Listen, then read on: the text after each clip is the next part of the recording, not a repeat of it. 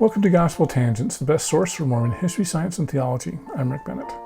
In the summer of 2013, the New York Times came out with an article with Hans Mattsson on the front page. He talks about why he became disaffected from the church. He's also the author of Truth Seeking, which is available on Amazon. So you can find out more about that. But in this conversation, we're going to talk about some of the behind-the-scenes things and how church leaders reacted to that interview in the New York Times. Check out our conversation. So after the meeting, you came to New York and... Actually, what happened after the meeting, Elder Jensen met with the leaders of Sweden, and when we left, and they were told to, as I understand it, to visit all of us who was there, and ask if we will leave or we will stay. So they went around to all of us, and I think 8 of them left the church directly. And really? Yeah, and when the stake person arrived in my home, I said, "What do you mean? I'm not ready to leave anything. I just still wanted to know the truth," and so they didn't do anything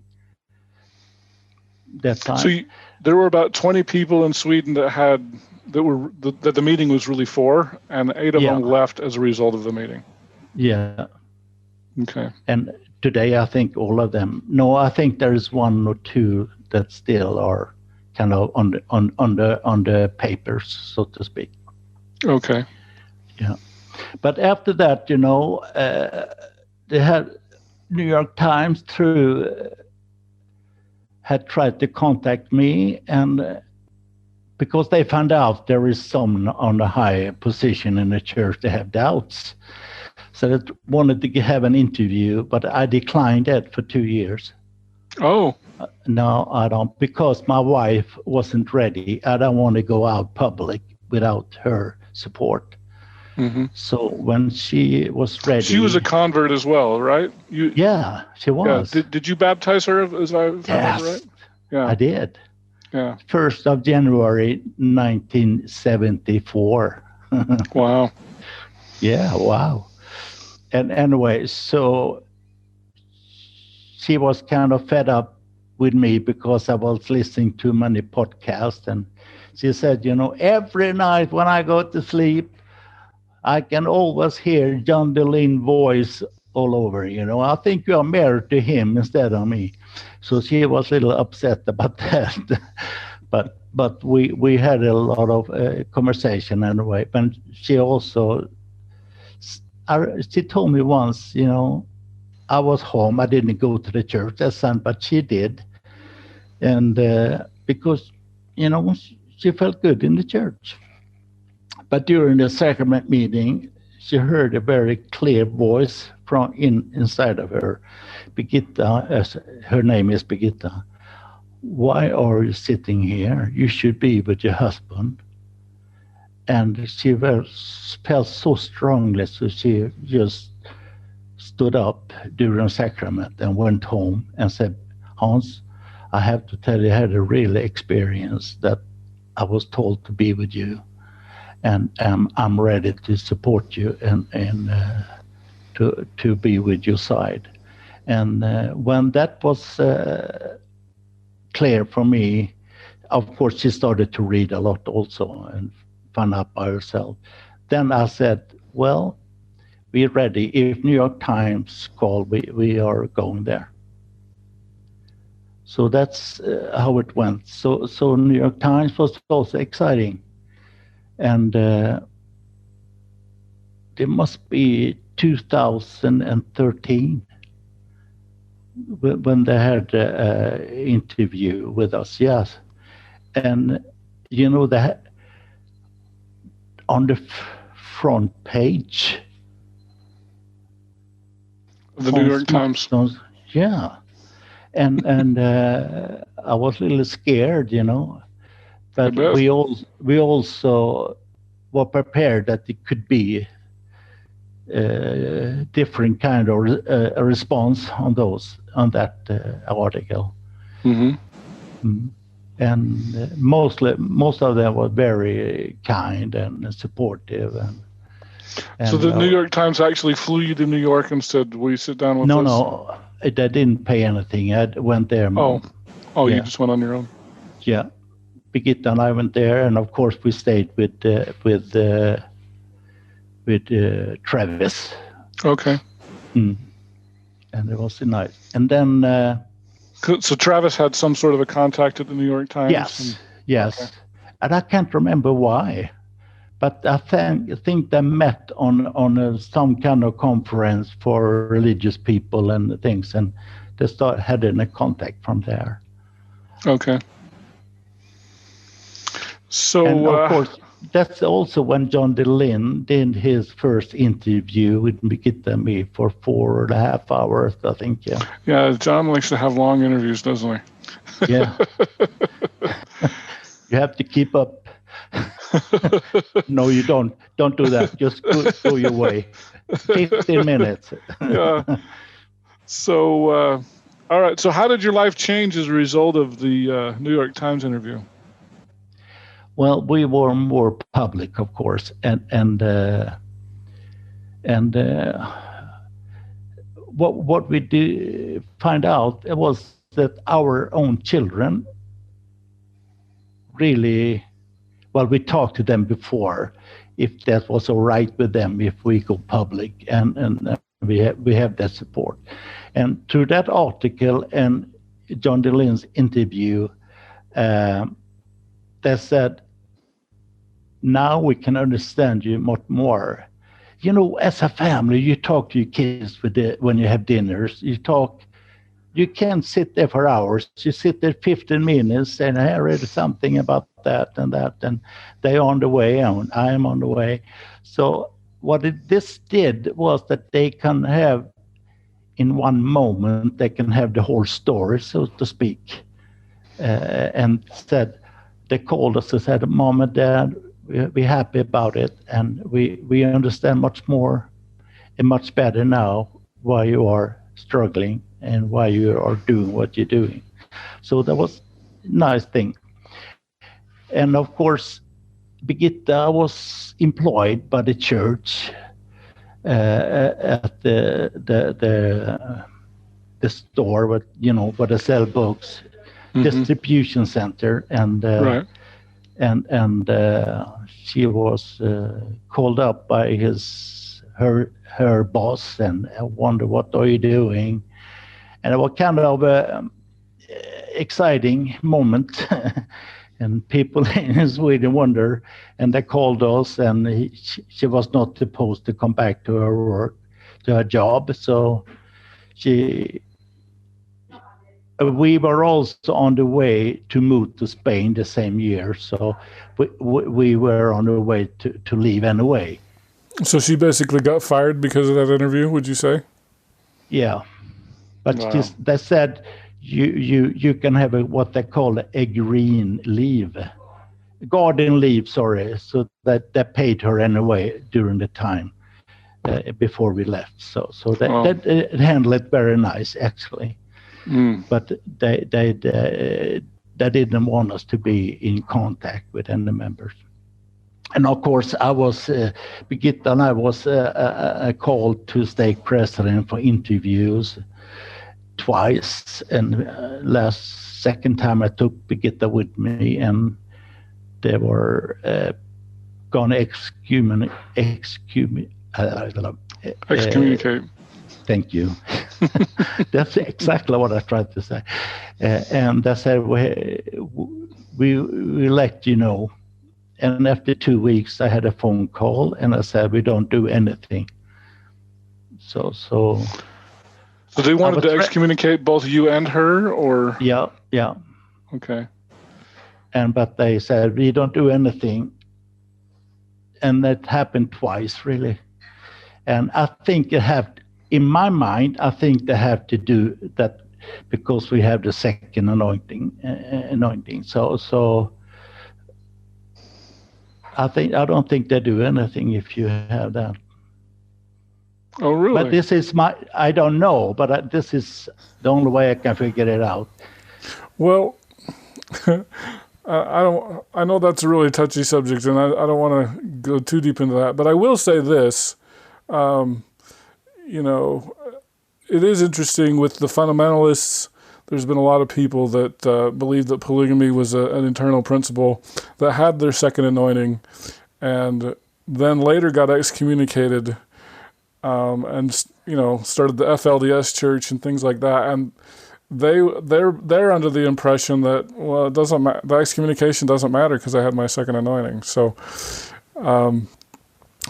yeah, that's kind of interesting. But I don't do any more comments about that. But this is just my private feeling. So yeah, that's it. Yeah, well, that's interesting. Well, but then go ahead. Okay. I don't want it to stop you if you have a question. No, go ahead. Yeah, and of course then I like to talk to Marlene Jensen again, because you don't go straight down or straight up. You go like a wave. So I felt, I really want to stay in the church anyway, and I like John Deline used to call it circle the wagons. Even if you don't believe everything, you can still be in a meeting. You can still call yourself a Mormon. You can still be a member. So that's what I tried to work on, to get the general authorities and the 12 to accept that way. And so I called Marlene Jensen again. I said, I really need to meet you again, and I'm willing to go to New York and to meet you if there is any possibilities. And I said, I will find out if that's possible. And after a few weeks, he come back and said, well, I can meet you in New York. And then I called Travis and said, can you arrange a good place where we can meet? And then John Deline was involved, and he said, I can prepare a questionnaire about why people leave the church. Not only that they are not, they want to sin, they don't want to follow the laws and so on. So let's find out why. So he started to do that. Greg Prince was involved, and he helped Travis and me and John to compile this interview, 3,000 answers. I think John had from that interview, and we can make a very, very professional presentation on why people leave. And there is Greg Prince and Travis very much involved to do that. So you're talking about the survey that John Deline did for 3,000 people? Yeah, okay. Yeah, so he prepared that. So when I should have the meeting with Marlene Jensen, we could present to him the results. Oh, okay. So we met in New York, Travis, I, and Greg Prince. And why John Deline wasn't there have to do with, I think John had done something that maybe could disturb the feeling when we met. But anyway, so there we present that there are a lot of people leaving, and the reason they leave are of course a lot of questions about polygamy and Book of Mormon. But the main thing that really struck out of this survey was that the one who leave, they don't trust the leaders. They don't trust the leaders because they hide things, they don't telling the truth, they're lying for the Lord and so on. So, and we also found out that the people who leave are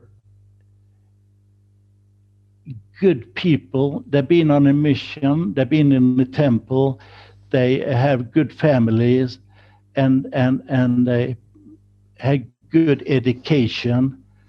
And so they kind of, the core people that the church really wanted to have. So Marley was kind of interested, of course, but also confused because, wow, this is tough. And there also, I know Greg Prince wanted to that we should have some what we now call essays, that we can explain things. We can't just put it under the rug. We have to be open with it and handle the truth. And Marlon said, I will take it to the brethren, because he was there because Elder Packer, who was the senior president of the 12, have given him the assignment to come to New York and have this meeting. And so he was the one who should be the one who worked inside the church, and Travis should be the one who could present it for so many groups in the general authorities and the 12 as possible. And I think they just did a good job, but it's a lot of jobs, a lot of time, a lot of traveling to Salt Lake from New York, from Travis, and so on. Okay, so was this a second meeting in New York, or did that all happen at the same time? It happened at the same time. Okay, so in 2012, was it that you met with the New York Times in New York, and then 2013, and then so you met with the New York Times, you interviewed with John DeLynn, and then they presented all this information to Elder Jensen. Is that correct? Yeah. Okay. That was quite a trip. Yeah, and we don't mind. I met with Elder Jensen 2 years ago, I think, and visit his farm, and he's, up in North Ogden? Yeah. No, I'll share with you. I actually grew up in South Ogden, so not far from Elder Jensen, so I'm very familiar with that area. And he said, Hans, isn't it great, the work we did? And Elder Uchtdorf also talked about it in the general conference, and he also had a special presentation from Travis. And I said, yeah, that's fantastic, and you did a fantastic job, Marlene. And so yeah, he is still happy about it, and I'm happy about it. Travis is. He's just sorry that Elder Uchtdorf didn't meet with him, but he was still there, and he gave him a special made presentation in a book form and so on. Mm-hmm. Mm-hmm. And after that, the essays come out. Right. Now, did you connect those two things together? Because I know in my interview with Matt Harris, he connected the Swedish Rescue and then Elder Uchtdorf's talk, and then a month later the essays come out. Did you link all that together at the time, or did you just think it was a coincidence? No, I linked that together. Okay. Yeah, but of course, it's a lot of things happening around that I don't know about. Right. But I received, after the New York Times article, I received a mail from the church historical department, anonymous, thanking me because it said this would help us to come out with the truth more faster than you think. Oh, really? Yeah, wow. Isn't it interesting? He wouldn't tell his name, but anonymous. He just wanted to thank me. That's interesting. Yeah. So in a way, I think my role was that I was serving with these beautiful people, and I was kind of a door opener, and then everything else just, with the help of the Lord, gave situations that they could do the things they could do. Mm-hmm. I hope you enjoyed our conversation with Hans Mattsson. Our next interview with Hans is going to be our 500th episode here on Gospel Tangents, so that's something to celebrate.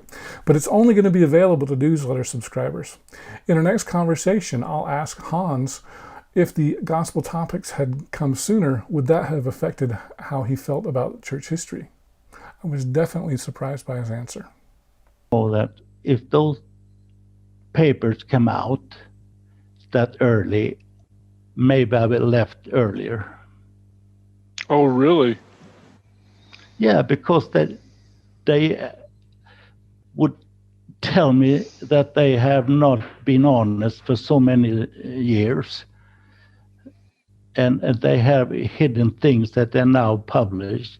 For those of you who are interested in the entire interview uncut without any interruptions, sign up at patreon.com/gospeltangents and you can hear the entire interview for just $5 a month. Also, we have other tiers. If you'd like to subscribe on our website at gospeltangents.com, click on the yellow subscribe button and you can subscribe for $10. You can also do that on Patreon and get a PDF transcript. We've also got some other ones for $15 and $20 if you'd like to get those as well. If you're interested in individual transcripts, go to Amazon.com and do a search for Gospel Tangents interview, and you can see our past interviews there in paperback form. So just check out Gospel Tangents. We're always updating those. For the latest updates on Facebook, go to facebook.com/gospeltangents, and you can see our latest updates there. We're also on Twitter at Gospel Tangents. Of course, you can subscribe on Apple Podcasts at tinyurl.com/gospeltangents. And please give us a 5-star rating for those of you who listen to the audio only. So once again, thanks for listening. Click here to subscribe, here for a transcript, and over here we've got some more of our great videos. Thanks again.